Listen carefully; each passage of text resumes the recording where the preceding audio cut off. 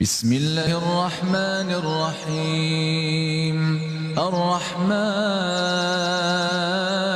علم القرآن، خلق الإنسان علمه البيان. الشمس والقمر بحسبان، والنجم والشجر يسجدان. والسماء رفعها ووضع الميزان ألا تطغوا في الميزان وأقيموا الوزن بالقسط ولا تخسروا الميزان. والأرض وضعها للأنام فيها فاكهة والنخل ذات الأكمام والحب ذو العصف والريحان.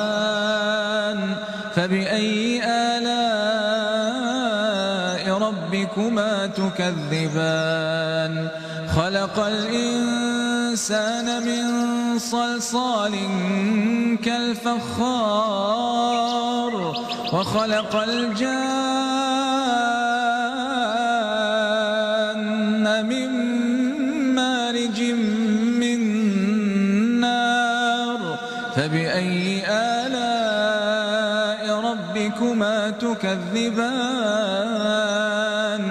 رب المشرقين ورب المغربين. فبأي آلاء ربكما تكذبان؟ مرج البحرين يلتقيان، بينهما برزخ لا يبغيان. فبأي آلاء ربكما تكذبان؟ يخرج منهما اللؤلؤ والمرجان. فبأي آلاء ربكما تكذبان؟ وله الجوار المنشآت في البحر كالأعلام. فبأي آلاء ربكما تكذبان؟